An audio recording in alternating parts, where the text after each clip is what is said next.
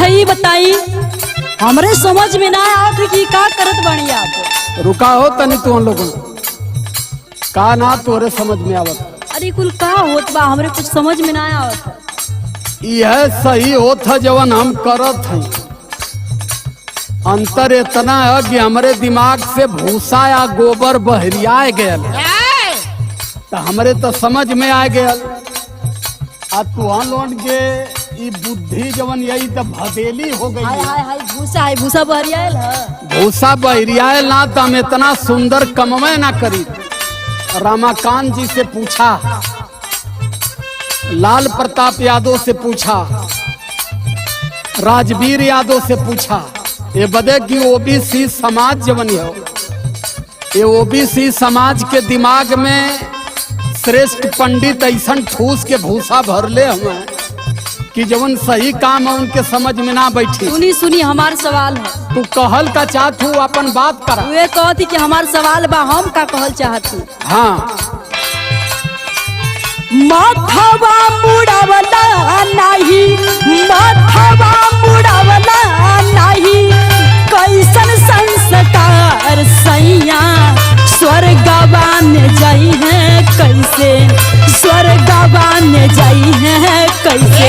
सासू जी हमार सैया स्वर्गवान जाई है कैसे।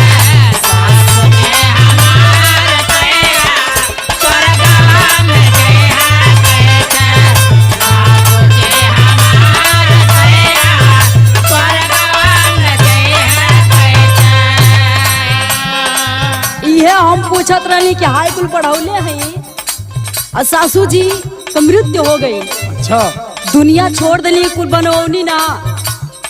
तो ये बताई कि सासू जी के स्वर्ग कैसे मिली। अच्छा अच्छा, ताई दाढ़ी बार मोछ बनवा देव तो उ स्वर्गे चल जाई। अरे तो पंडित जी बतावे ला ना। वही बतिया के कहत हई, पंडित जी तो दिमगवा में भूसा ठूसले हमें, समझ में तो के कैसे आई। सुना। हाँ सुनो।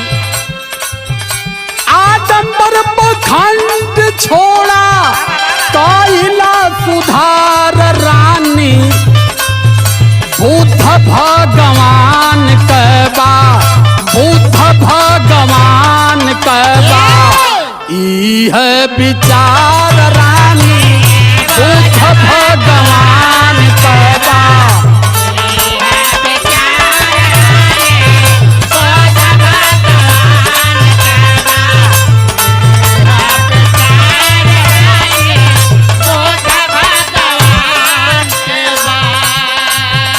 सुनी। हाँ, हमके तो बड़ा अटपट लगत है। तू के अटपट लगबे करी। अरे इधर माई मरल ही, माई खातिर कुछ करे के चाहिए, अंडित पंडित द्वारे बोला के। अरे हम का कहीं, हमार तो अपने तकदीर पर झंखत है। तोरी जैसन बीमारी हमके मिल गई, हम यही में परेशान। बच्चन का काम खाली। अरे ये कुल झूठ के कहा कि इतनी बढ़िया लड़की है कि अरे भैया आ जाई तो तुम्हार घर उजियार हो जाए। लेकिन सुनी ये कुल बात छोड़ी, लेकिन जोन सामने लौकत हो के हम बतावत। अच्छा हाँ सुनी। घंटा बांधवला नाही पिंडा दान कइला,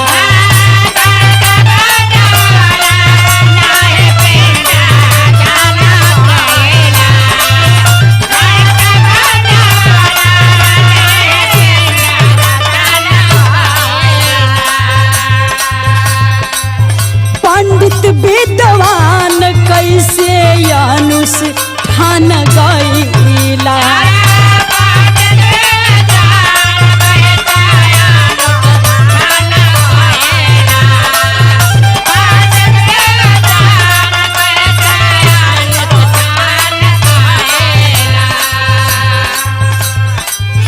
तोड़ेला परंपरा पूर्वज, तोड़ेला परंपरा पूर्वज, हो जाई है लाचार सैया स्वर्गवान जाई है कैसे, स्वर्गवान जाई है कैसे। सासू जी हमार सैया स्वर्गवान जाई है कैसे, सासू जी हमार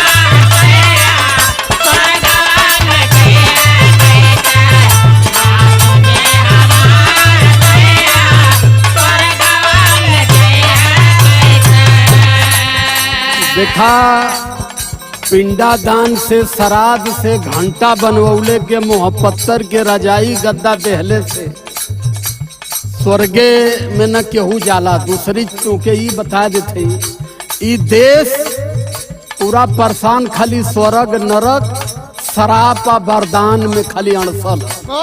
अच्छा हाँ जैसे जना था कि तुहार आजा ओजा स्वर्गे गए न लौट के आई के बतवल नहीं वो लोग गईले तब दाढ़ी मूछ बार और बनवा ले ना लोग तो पंडित लोग जी के बुलावना। अच्छा तो दाढ़ी बार बनवा ले बेटवा तो ओकर बाप स्वर्गे जाई। हाँ तो सुना हमार बात सुना अंधा विश्वास में वो सब के फांसवल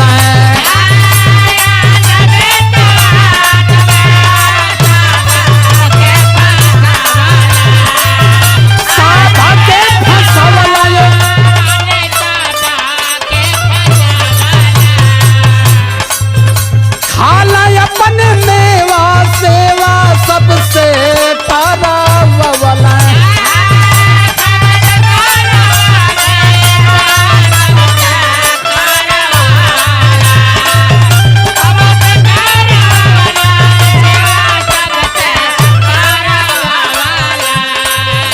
सत्य बोध मरना जीना सत्य बोध मरना जीना एक ही आधार रानी बुद्धि भगवान कहता बुद्धि भगवान कहता ई है विचार रानी बुद्ध भगवान कहता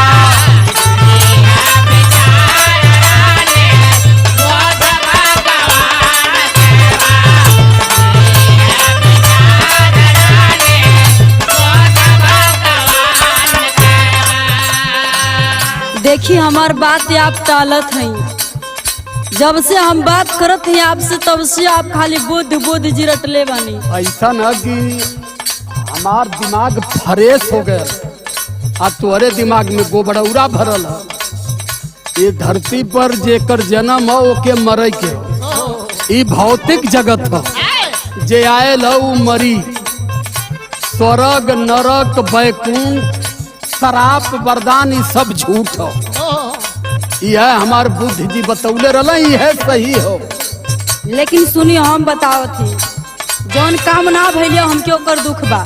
आई अच्छा। पता ना आप का बड़बड़ा थी तब से हमरे तो समझ में ना आया। अरे समझ में ना आई जितना ओबीसी समाज केहू के समझ में ना आवत हो। कुल कहत हुआ कि तब पगला गए न बार बनवौलस न मोछ बनवौला न श्राद्ध करौला न घंटा बनवौला। बतवा एकर माई कैसे जाई स्वर्गे। तू ही ना कहत यही बदे कहते हैं कि दुनिया कुछ कहे हम जवन कहते हैं तू हमार कम से कम बात माना। हाँ तो हमारी बात सुनी। दुर्गा काली दी हसतला माई सब पूजेला।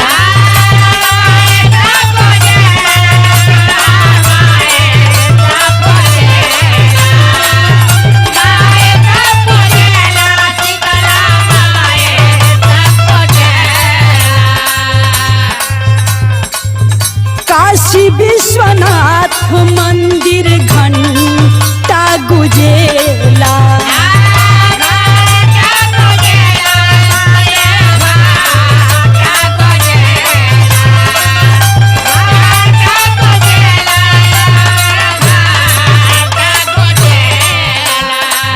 छोड़ी दिहला सबके देखा छोड़ी दिहला सबके केहू के कैला ना पुकार सैया।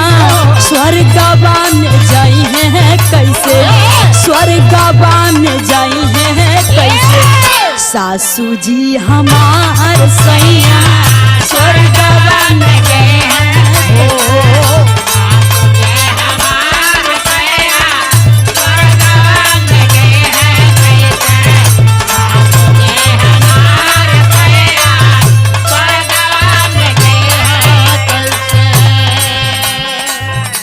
एक काम करा कि कौनो दूसर भैया समझदार में हरारू तलाशा लोगन हाँ इनके छोड़ा ये गुजर हमार होई ना इनके साथ। अरे आई गोछा वाला संतोष लिया के फंसा देना अरे भाई। सुना मर्दबा, पहले हम बार बार आज कितना दिन से जहिया से आई लिए तहिया से समझावत है दुर्गा केकर बिटिया रहो, ओकरे 18 हाथ हो, शीतला केकर लड़की रहल, दुर्गा ये धरती पर का कैली हम कुल खोज मरत है। आई खाली वही दुर्गा शीतला के घंटा गईल विश्वनाथ मंदिर में घन घन घन घन बाजत रह, वह घंटवे लेके अब ले ढोवत हियो। दूसरकी के बात कहनी है ना, ले जाके वही दुर्गा काली जी के मंदिरिया में बलि चढ़ा देबे। के आपके अरे बलि चढ़ा देबो तू हऊ तो हम जियते कहाँ? जौने मर्दे का बात कोनो अहमियत न हो, वो मर्द मुअले सामान समझा, खाली तोरे देखे में हम जियत है। अच्छा। हमार बात सुना पहले। हाँ सुनाई। भारम वाला चश्मा रानी जल्दी से उतारा,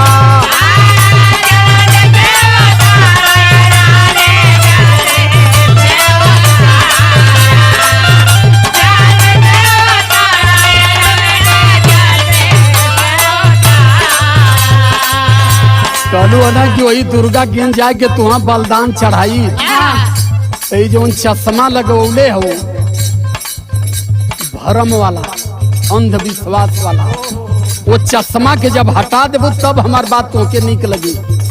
तब बलि ना चढ़ेबू, तब गोड़ दबेबू, बेना डोलेबू। सुना, भरम वाला चश्मा रानी तुहारा के लागल बा,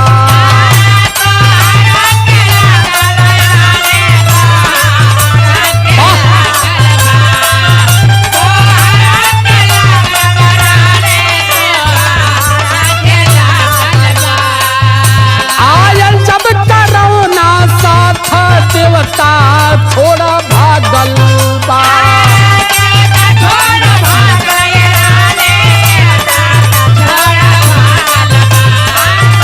देवता थोड़ा भागल।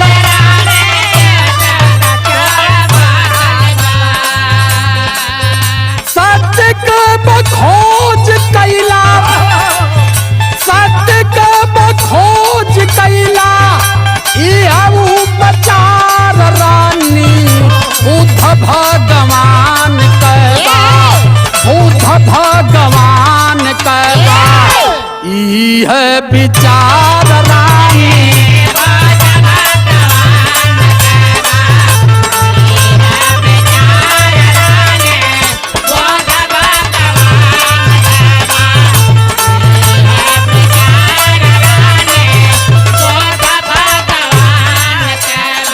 वो मोटे में बता देते, यही देश में कोरोना आयल है, आज 5 महीना से देश खैले बिना मरत है।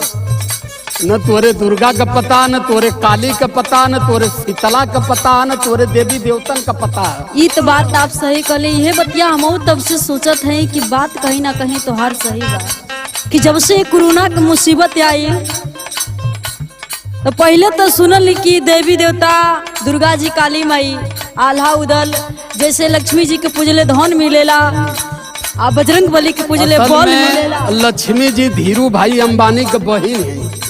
वो टोटल बैंक बैलेंस उन्हीं के टाटा बिरला ये सब लोग लिया के देला, तो जे उनके पूजा ला हर हर हर हर हर हर पैसा ठेले ली उनके।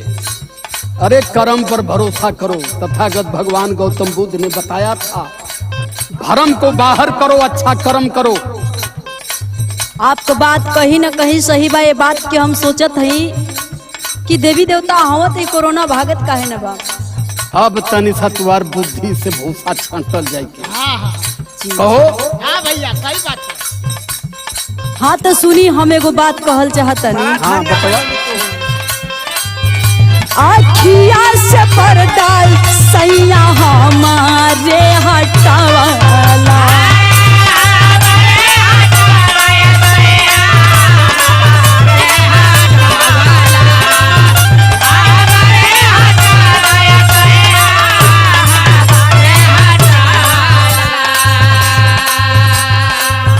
बुद्ध भगवान वाली बात तू बतावाला।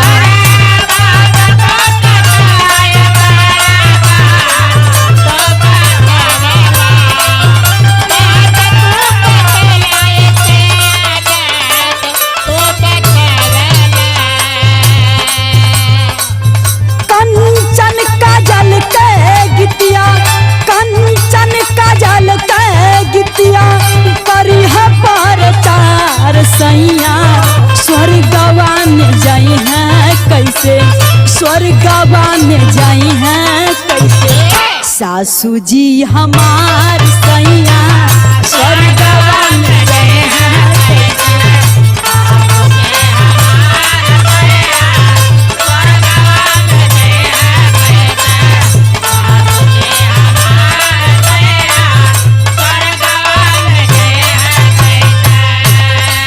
समझ में आयल?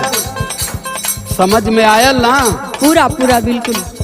स्वर्ग नरक कहीं ना हो, सब यही धरती पर हो। बढ़िया जे करी यही जन स्वर्ग भोगी, गलत जे करी यही जन नरक भोगी। आई पंडित जी महाराज लोग स्वर्ग बतावल कि हुआ जैसे जनाला की वही जन नियाउर है, लोग आवल जाना देखल। यही बदे तुम्हें बार बार समझावत है, अगर हमार बात मान लेबू तो तुम्हार जीवन सार्थक हो जाई। सुना मान लेनी अब राम पालक सौरभ साबही के पता लावला।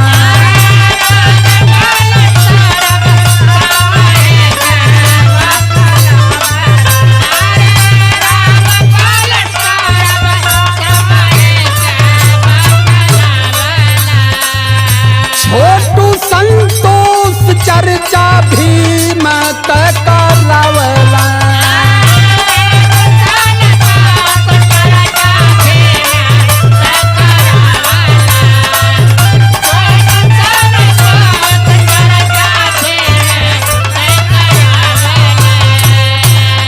हमारे मास्टर राम पलट जी, हमार बाबू सौरभ, छोटू, संतोष, शिव बच्चन, हमारे पिंटू, हमारे दुर्विजय, सब खाली भीम का चर्चा करावत है जगह जगह। जी कुछ ऐसा ठग आ गल ये देश में कि वो गांव में जानत हो कि जब मनई ना आव तो ऊपर शिव चर्चा करत हो। शिव चर्चा करत हो, जितना गांव के अनपढ़ गंवार में हरारू है उन्हें के जाय के समझावत हो कि शिव गुरु का पूजा करा, उनकर भभूति बोला, उनकर भभूति बोलबू। एक थे हमारे गांव के बगल में शिव चर्चा होत रहे, तो हम आहू गईली देखे बदे, कली बड़ा शिव चर्चा का नाम सुनत है। ता एक थे मेहरारू आई तो कहला, हे शिव गुरु हमार मन से दुआ हमसे बोलत नहीं रहा। हम आए नरियल चुनरी माने, हम वो दिने मान के गए तो वो दिने रात में 3 बार बोला, एक दाई दिनों में बोल दी है। तो हम आई के तो उनका विभूति बोले, तो ये सब भरम से बहरे निकला। कहीं सी चर्चा उर्चा का नाम सुनिया तो जाए का अगर प्रयास करबू तो पीठ लाल कर दे लबदा। ना ना ना जाए ये भरम में ना पड़ा। छोटू संतोष चर्चा भीम करावला।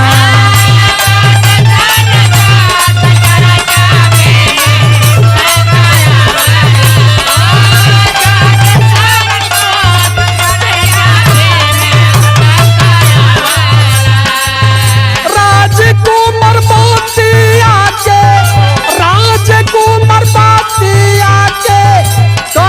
ललकार रानी बुद्ध भगवान कैदा, बुद्ध भगवान कैदा ई है विचार रानी बुद्ध भगवान।